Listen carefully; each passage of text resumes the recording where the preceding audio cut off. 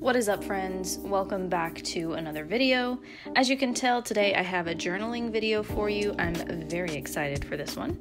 If you are new to my channel, my name is Brandy. Welcome. So typically I talk about books, I do book reviews, reading vlogs, all that fun stuff. But every month, at the end of the month, I sort of comb through every book that I read, and I find one that was my favorite, the one that I enjoyed the most for whatever reason, and I like to do a journal spread all about that book, sort of themed around that book. So for the month of June, that was Woman Eating by Claire Kohda. It is a vampire story. We've got Lydia, our main character.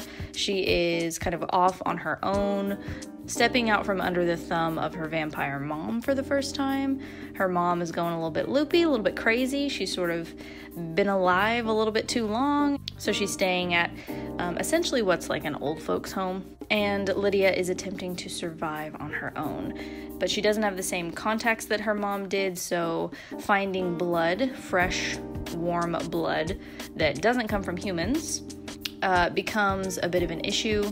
And the novel's really all about identity and not just sort of the vampire versus the human part of her personality and her personhood, but her ethnicity as well. So her mom is Malaysian, her dad is Japanese, and I believe they're British. I think they're from England. So I feel like I could really dive deep into her personality and who Lydia was.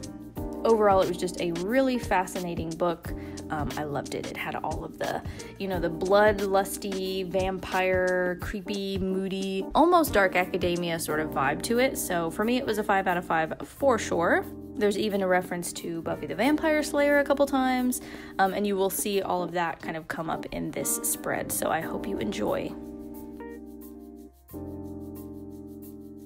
So the first thing that I always like to do before I start actually gluing things down to the page is kind of laying everything out so I can see it. I've printed some stuff off just from my printer at home, like on regular computer paper. All those little images I've just found either online and printed them off. There's a couple, the moth and the candlestick, those are actually stickers from an Etsy shop that I will link below for you.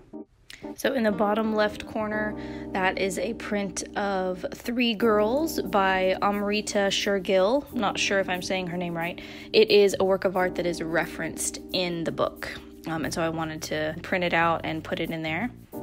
She has this theory, Lydia in the book, she has this theory that those girls are vampires. So there's a lot of talk in the book about just art in general and what she's inspired by. Her father is an artist, and so a lot of her identity is wrapped up in the dissection of art, the creation of art. I also found a spilled wine glass, but it obviously looks like blood. I ended up not using the blood bag photo. I kind of found that one to be a little bit cheesy, and it just started to get a little bit busy. I didn't want it to get too cluttered.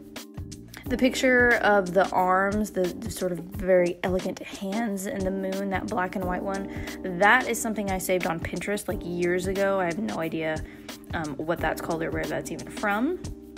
And then you'll see the Buffy poster, Buffy and Angel, from one of the seasons of Buffy the Vampire Slayer, which is referenced several times throughout the book. She binges Buffy. I thought that was kind of a cheeky little thing that the author included, so of course I had to put a little photo of Buffy and Angel in there somewhere. If you guys want a little bit more of an in-depth description or review of the book, I will link my June wrap-up in the cards right here, because I talk about it in that video.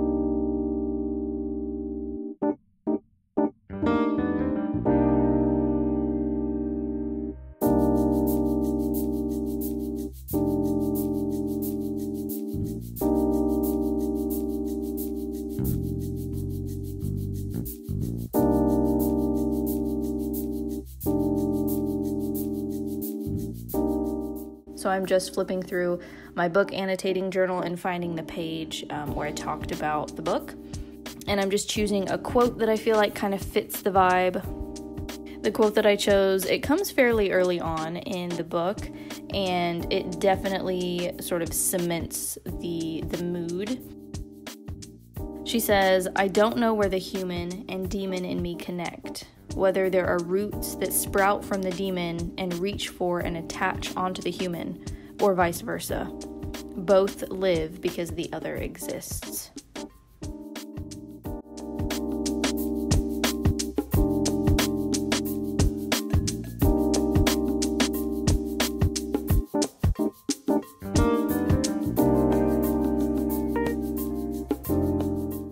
Overall, I really loved the juxtaposition of this idea of moral vampires. I feel like in any vampire book or movie that I've ever seen, there's always at least one vampire, or maybe a whole family, that are really trying not to eat humans. So you have Brad Pitt's character in Interview with the Vampire. You know, he's still, as a new vampire, sees humans as moral beings and feels that it's very wrong for him to consume them. And then you have Lestat, Tom Cruise's character, trying to, obviously convince him otherwise and just embrace his vampiric self. And then obviously Twilight, I feel like, is a pretty obvious example. You have the Cullens, who believe it's wrong to consume human blood, even though it's literally what their body craves the most. And so you have that theme in woman eating as well. Lydia's mom, Julie, truly believes that since they are like half demonic, half vampire, that they aren't good enough for human blood, and so they survive off pig's blood. Her mom has a lot of self-hatred, and that definitely leaks into Lydia's life as well. I don't know, just this attempt to remain sinless by only consuming quote-unquote dirty pig's blood is really interesting, because it's like if you're a vampire to begin with, then you're already half demon. I don't know. I love that. I just love that theme. I also really appreciated being so deeply inside Lydia's mind. It is from her perspective. It's from first-person perspective.